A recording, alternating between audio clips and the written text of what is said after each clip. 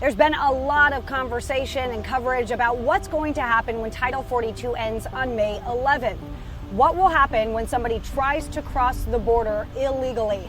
Well, here's what's happening now based on what experts are saying, and here's what we can expect to happen once this health code is lifted. Right now, under Title 42, if a migrant is found entering the U.S. illegally or shows up at a land border port of entry without proper documents, they can be expelled back to Mexico.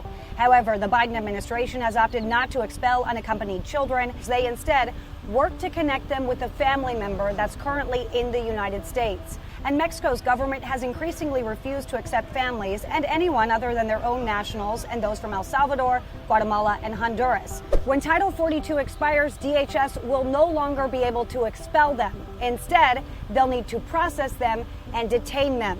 How that works will depend on who is arriving and why. Families arriving will be released into the country because the Biden administration says it's not going to detain them. Ideally, they'd be issued notices to appear and released to go to a final destination in the United States. Single adults will be processed under Title 8 for expedited removal, but once the facilities are full, they'll be released with a notice to appear. An expedited removal is a tool Congress gave DHS back in 1996 to quickly expel aliens who entered the United States illegally.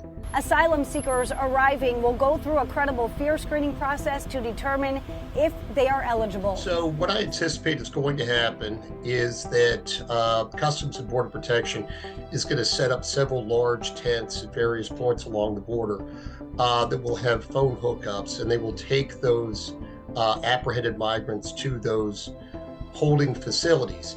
And it's going to be at those holding facilities where they will be processed, and if they make an asylum claim, where they'll receive that credible fear interview. And the reason that there'll be telephones there is so that they can consult with attorneys in the United States before they go through that process. So that's an explainer about Title 42, and Border Patrol agents and law enforcement along the southern border tell me they are preparing for the worst and hoping for the best.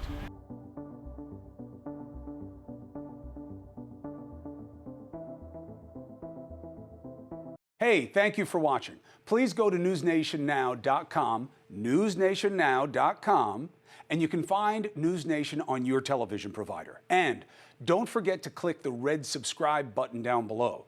Then you will get more of NewsNation's fact-driven coverage.